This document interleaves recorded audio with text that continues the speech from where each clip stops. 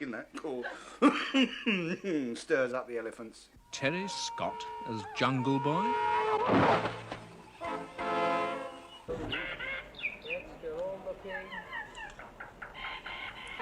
Carry On Up the Jungle is number 19 in the never-ending line of carry-on box office hits that have become a phenomenon in British filmmaking. Their pig's bladder philosophy has survived and even converted the critics. And year after year, the same faces churn out the same old gags, and the audiences love it. All right, get on with it, Whittling.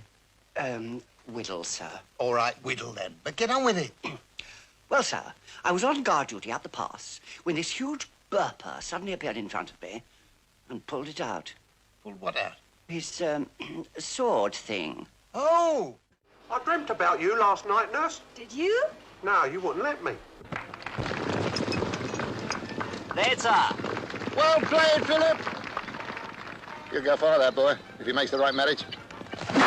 In Carry On Up the Jungle, Frankie Howard replaces regular team member Kenneth Williams. Sid James is back again, so are Bernard Bresslaw and Joan Sims, and there's newcomer Jackie Piper.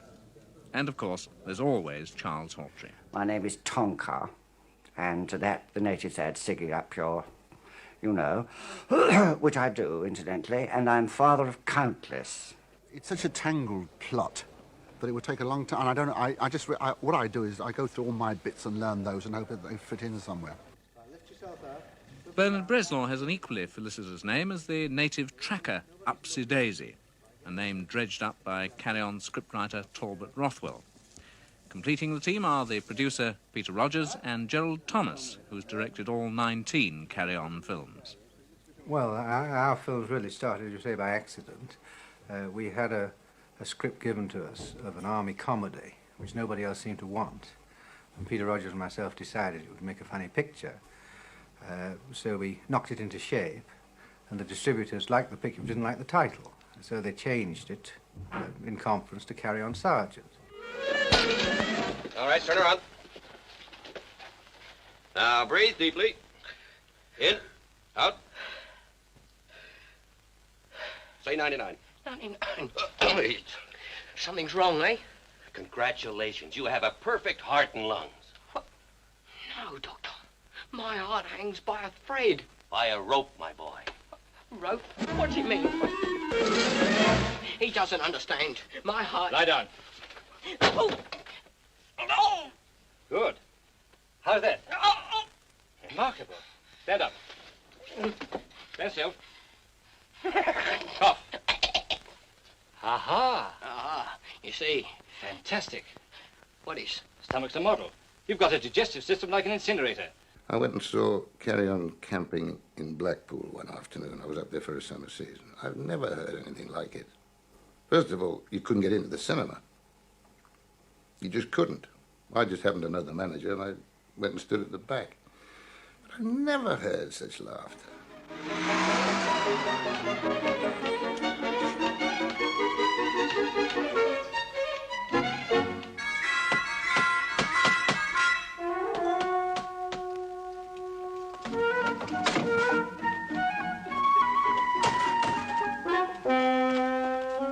You the owner of this site? No. Where is he? Gone for a pee. Oh. Here he comes now.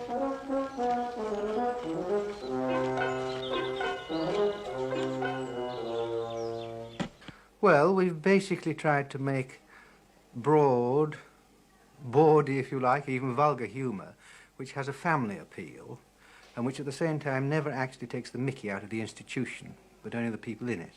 We don't want to make people frightened of hospitals and policemen and firemen, but we don't mind taking the fun out of the actual policemen themselves. We've built up a team of artists which are really almost a repertory team, but they are interchangeable. None of them are really indispensable, although I would hate to lose any of them, but we do change them from time to time, and occasionally we bring in a newcomer just to give it a bit of a spark or a bit of life. The lovely thing really is that in the carry-ons you get a chance to sort of play all sorts of roles, you know, which is great fun. Pardon? Who's the turban job on the throne? You mean the Qazi? That's Randy Lau. Who? Randy Lau, the Qazi of Calabar. you know he is, then? How do I know he's what? Randy. That's his name. Ooh, he's very good looking, isn't he? Yeah, it's only the richest and most powerful Roger in northern India, that's all. He's smiling at And us. smile back. You don't have to go raving mad. My father, who are those people? That light of my darkness is Sir Sidney Rough Diamond, the British governor, whose benevolent rule and wise guidance we could well do without.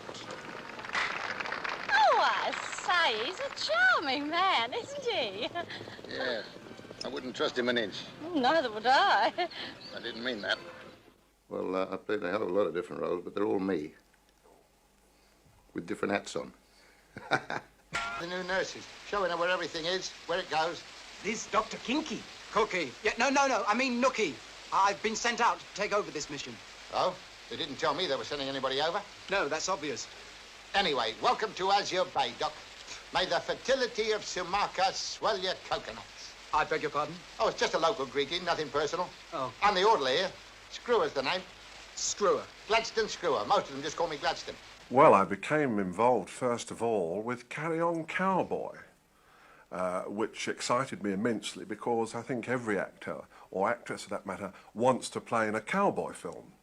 And I was a bit disappointed at first because I'd hoped to play a cowboy, naturally, but I found myself playing an Indian, which was a great disappointment not only to me, but to my son, who had found himself with divided loyalties, you see, because he knew that normally, most cowboy films, the cowboys end up winning. But he rather had to sort of hope that this time he'd cheer for the Indians. These pictures are so successful. I'm a big hit in Japan. And they had to queue up in Los Angeles and in India, believe it or not. The lovely thing with the Carry-Ons is, of course, it's like coming back to school after the holidays, because you know the people that you're working with. And as you get to know them, of course, your timing becomes that much tighter. And there's just a very happy atmosphere. Well, it's like getting back into the fold, getting back into a little sort of film-type crazy gang. And therefore you're all friendly. You don't have to establish relationships. We all know who plays cards well. And we all know who likes bacon sandwiches first thing in the morning. That's Joan Sims. And so it's like going back into the fold. There's no tension at all. No tension at all. You earn the money quicker because it's a shorter schedule. Gives you time to get onto something else, which I like. And of course, one gets the chance in spare time to have a little card game going, which also helps to ease tension, providing you're winning, of course. It's so professionally done. Everyone, right through every facet, carpentry, props, mechanics, electrics, everything, they know where they are. It's like a well-run ship. They're in, out, the job's done. Tons and tons of shots done during the day. Have you seen The Jungle today? I mean, it looks so realistic on the rushes. You begin to wonder why people decide to go away to Ceylon on location to make a film when it can be done like this. I always feel sorry for a newcomer because he feels strange because it is really like coming into somebody's family. But we've never ever had any trouble with newcomers, really, because we just belt them. But they've all been very, very welcoming and kind and helpful, and it's been super. And I've learned a lot from them. If you're no good, you won't do another one. There is just a very much sort of give and take with the team, which I think comes over in the films, that there isn't anyone really sort of trying to hog the scene at all. No, the competition is murder. You just got to look after yourself. I just make a habit of sort of playing against the others. And because I'm not strictly a comic. I'm not a comic at all. These other blokes are comedians. I'm more of a sort of reactor. So I let them do it, and then I throw a couple of counter punches. That's all I can do. I played a sergeant in the very first Carry On Sergeant, I think.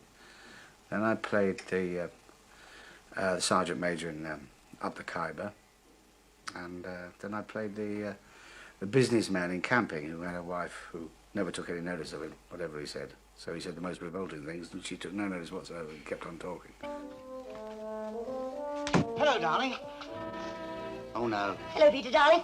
I'm just checking on the camping gear. So I see. Had a good day? Oh, not bad. Got drunk at lunchtime, then went to a strip club, and finished up in bed with a Popsy. Oh, look. There's a hole in his tent flap. Yes, the goat ate its way in last year.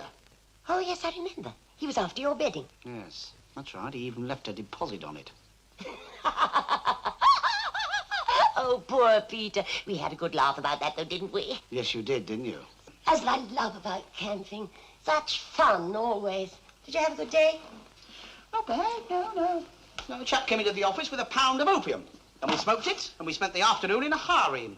Oh, Peter, I've been thinking we ought to try Devon again this year. We had such a marvellous time there last time. I've been thinking too, darling. Oh, that marvellous little camping site near Stoats Hollow, do you remember? Harriet, please listen to me. I'm listening, dear. What a funny thing to say. Look, I've been thinking about this holiday, and I was wondering if possibly, just once, we might go abroad somewhere. Abroad? Camping? Oh, nothing so luxurious as that. I thought we might rough it in some 4-star hotel. Oh, no. No. You wouldn't like that. Sleeping in strange beds, eating oily food, and using all those peculiar toilets. Well, the toilets we have to dig out at camp aren't exactly the last word. Oh, but they're all ours. Yeah, well, it's just that I think I may be getting too old for it. Oh, don't be silly, Peter. You mark my words, you'll die under canvas. That's what I'm afraid of. Oh! Yes? We mustn't forget to take a good supply of toilet paper this time. You know what happened last year? Yes, we had nothing to write to your mother on.